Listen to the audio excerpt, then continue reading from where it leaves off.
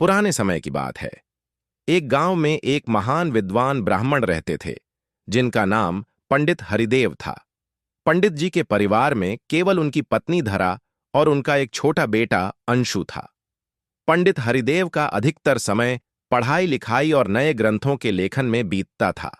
उन्होंने कई महत्वपूर्ण ग्रंथ और पुस्तकें लिखी थीं, लेकिन ज्ञान और अध्ययन में डूबे रहने के कारण वे अपने इकलौते पुत्र अंशु पर ध्यान नहीं दे पाते थे। एक दिन उनकी पत्नी धरा ने दुखी होकर कहा, क्या आपको अपने बेटे अंशु से कोई ममता नहीं? आप तो सारा दिन बस किताबों में डूबे रहते हैं। पंडित हरिदेव ने गंभीरता से उत्तर दिया, मेरे पास इन सांसारिक भावनाओं के लिए समय कहाँ है। पंडित हरिदेव विद्वानों में अत्यंत प्रतिष्ठित थे। यहां तक कि राजा वीरभद्र भी उनका सम्मान करते थे और कई बार उन्हें अपने दरबार में सलाहकार बनने का निमंत्रण दे चुके थे। लेकिन पंडित जी हर बार यह कहकर मना कर देते, महाराज, आपकी सेवा स्वीकार करने पर मुझे चापलूसी करनी पड़ेगी, जो मेरी नीति के विरुद्ध है। दूसरी ओर उनका पुत्र अंशु अपनी मां के अत्यधिक लाड़ प्यार में बिगड़ता चला गया। वह पाठशाला जाने की बजाय आवारा लड़कों के साथ घूमता फिरता रहता था। पंडित हरिदेव अपने लेखन में इतने व्यस्त थे कि उन्हें अंशु की इन हरकतों की भनक तक नहीं लगी। धीरे धीरे अंशु ने बुरी संगति अपना ली। वह जुए में फंस गया, शराब पीने लगा और चोर उचक्कों जैसे लड़कों के साथ उठने बैठने लगा। एक दिन अंशु अपने चोर दोस्तों के साथ गांव के मंदिर में चोरी करने गया। जब वे चोरी कर रहे थे, तभी एक सजग पहरेदार ने उन्हें रंगे हाथों पकड़ लिया।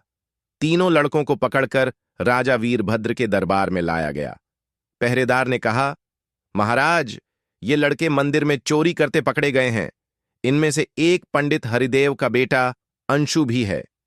यह सुनकर राजा भी चकित रह गए। जिसके पिता धर्म और ज्ञान का उपदेश देते हैं, उसका पुत्र चोरी में लिप्त। राजा ने तुरंत एक सैनिक को पंडित हरिदेव के पास भेजा। सैनिक ने जाकर कहा, पंडित जी, आपका बेटा राजमहल में है। उसे मंदिर में चोरी करते हुए पकड़ा गया है। यह सुनकर पंडित हरिदेव का चेहरा मुरझा गया। उन्होंने दुखी होकर कहा, ओह, मैंने तो अपने जीवन की तपस्या पर कालिख पोत दी है। अब मैं समाज में किसी को मुंह कैसे दिखाऊंगा? उनकी पत्नी धरा ने धीरे से कहा, महाराज आपका आदर करते हैं। यदि आप कहें तो अंशु को क्षमा मिल सकती है। लेकिन पंडित हरिदेव ने दृढ़ स्वर में उत्तर दिया, नहीं, मैं अन्याय का साथ नहीं दूंगा। अपराधी चाहे मेरा अपना पुत्र ही क्यों ना हो, उसे दंड अवश्य मिलना चाहिए। यह सुनकर राजा भी चकित रह गए।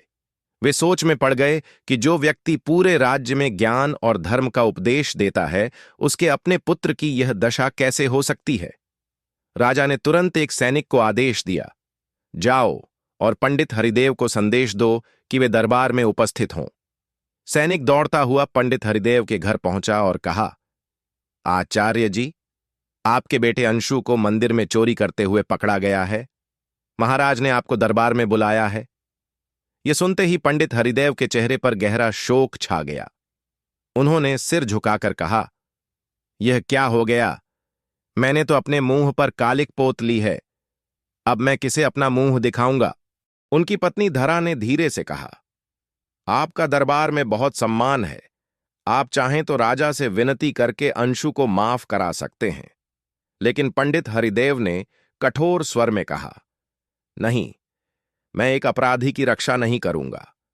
अगर मैं अपने पुत्र के अपराध को ढकूंगा तो मेरे समस्त ज्ञान और शिक्षाओं का क्या मूल्य रह जाएगा। पंडित हरिदेव दरबार में पहुंचे। राजा वीरभद्र ने उन्हें देखकर शिष्टाचार से अभिवादन किया और बोले, पंडित जी, हमें अत्यंत खेद है कि आपके पुत्र को इस अपराध में पकड़ा गया है। आप चाहें तो हम उसे क्षमा कर सकते हैं। पंडित हरिदेव ने विनम्रता से उत्तर दिया, महाराज, कानून सभी के लिए समान होना चाहिए। यदि मेरे पुत्र ने अपराध किया है तो उसे दंड अवश्य मिलना चाहिए, अन्यथा मेरी समस्त शिक्षाएं व्यर्थ हैं।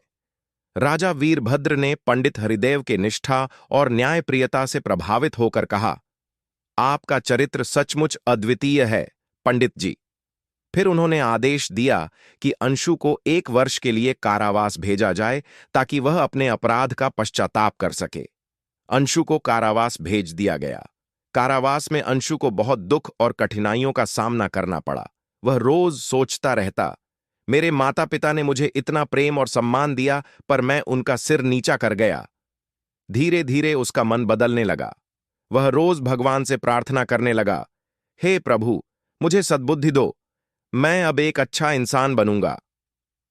एक वर्ष बाद जब वह कारावास से बाहर आया तो वह पूरी तरह बदल चुका था। उसने निश्चय किया कि वह अपने पिता की तरह विद्वान और सम्मानित व्यक्ति बनेगा। अंशु ने कठिन परिश्रम से अध्ययन शुरू किया, दिन रात पढ़ाई की, तपस्या की और चरित्रवान जीवन जीने लगा। कुछ वर्षों बाद अंशु एक ज्ञानी और आदर्श पुरुष बन गया।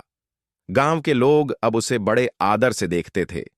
राजा वीरभद्र ने एक दिन उसे अपने दरबार में बुलाकर कहा, तुमने अपने जीवन में जो परिवर्तन लाया है वह सभी के लिए एक आदर्श है। मैं तुम्हें राज्य का मुख्य शिक्षक नियुक्त करता हूं। पंडित हरिदेव और उनकी पत्नी धरा की आंखों में खुशी के आंसू थे। उन्होंने सोचा, यदि उस दिन हमने अपने पुत्र के अपराध को छुपाया होता तो आज यह गर्व का क्षण कभी नहीं आता। अंशु ने भी प्रण किया कि वह आजीवन सत्य, धर्म और न्याय के मार्ग पर चलेगा और दूसरों को भी इसी राह पर चलने के लिए प्रेरित करेगा।